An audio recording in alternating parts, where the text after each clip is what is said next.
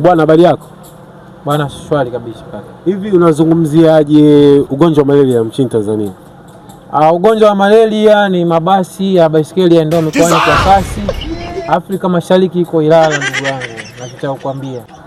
Diamond Platinum zamani ilikuwaga ni anaishi baharini ambapo BSS walikuwa wakila migomo. Migomo ni kama Yanga kugomea kula ugali Simba. Wakaenda chips kuku zikawa mayai, baadaye bata wakawa mbuzi na mbuzi zikawa Mama Samia aliyekuwa Ronaldo ni mchekeshaji wa wakulima tuinuane. Bwana, utasema wewe amejibu inavyotakiwa au ndo tumwachie mwenyewe? Unaitwa nani watu wakufahamu? Mimi naitwa Katembo, najulikana hivyo. Na mwaka huu na mpango wa kugombea urais. Nchi gani? Nchi gani unagombea? Kinondoni hapo. Nchi ya Kinondoni, nchini Kinondoni.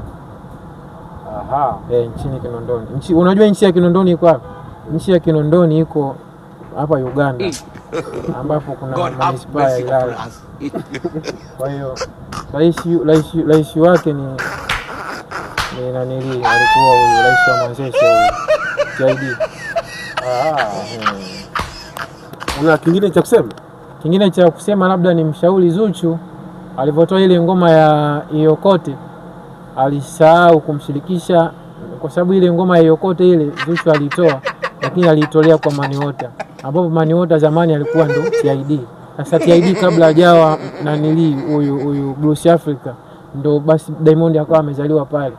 Ninachokijua kingine ni kwamba saa nyingine watu ile mayai, kwa sababu mayai yanasaidia sana ukuaji wa misuli na nywele, ambapo nywele ukienda saluni unakula mandazi ambayo ni matatu ukichanganya na juisi unapata zabibu na embe ambazo zinapatikana chini kabisa baharini. Ndio ninachokijua. Bwana, sisi hatutaki tena interview na wewe. Maana unachanganya vichwa. Nashukuru sana. Karibuni madafu. Asante sana.